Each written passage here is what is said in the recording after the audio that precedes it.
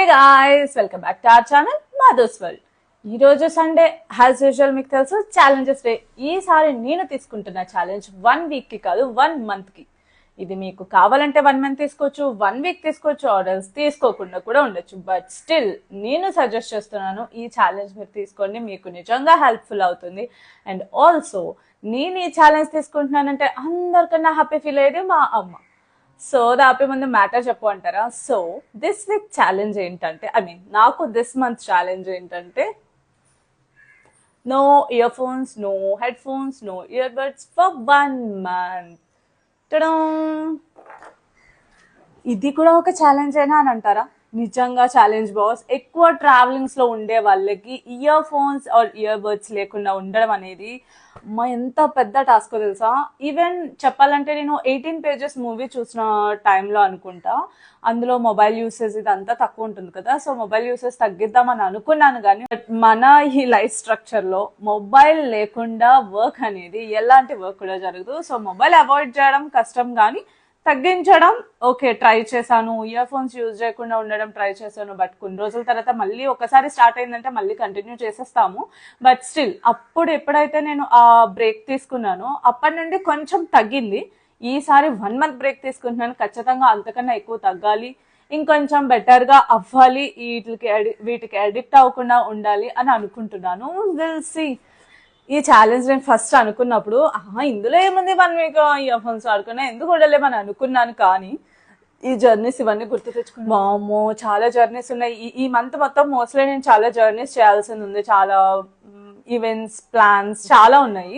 So ఈ process లో ఇప్పుడు ఇయర్ ఫోన్స్ యూజ్ చేయకుండా ఎలా ఉండాలిరా బాబు అని అనిపిస్తుంది. బట్ స్టిల్ ఇలాంటి టైంలో తీసుకుంటేనే కదా అది ఛాలెంజ్ అవుతుంది. మనకి యూజ్ లేనప్పుడు తీసుకుంటే అది ఛాలెంజ్ ఎలా అవుతుంది?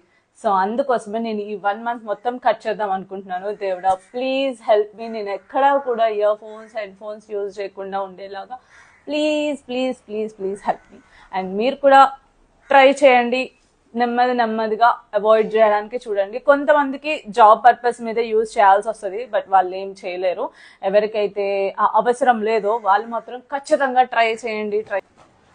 ఇంతకు ముందు నేను చెప్పినట్టుగానే మనం ఛాలెంజెస్ తీసుకోవడానికి ఈ మెయిన్ రీజన్ ఏదైనా ఒక మంచి పని, ఇలాంటి మంచి పనులు మనం అలవాటు చేసుకోవాలని ఎప్పుడూ అనుకుంటాం, కానీ ఎప్పుడూ ట్రై చేయం. బట్ అట్లీస్ట్ ఈ ఛాలెంజెస్ ద్వారా అయినా మీరు ఒక్కసారి అలవాటు చేసుకున్నారంటే దానివల్ల మనం నెమ్మదిగా దానికి అలవాటు పడతాం అనేదే నా ఉద్దేశం. సో నేను దీనికి అలవాటు పడాలి అని నేను అనుకుంటున్నాను. బికాజ్ నేను ఈవెన్ మీకు చెప్పే ముందు కూడా ఇయర్ ఫోన్స్ వల్ల ఎలాంటి ప్రాబ్లమ్స్ ఉంటాయి ఏంటి అని చాలా చూసాను.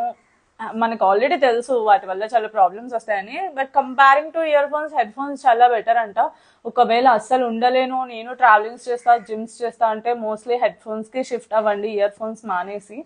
So please try.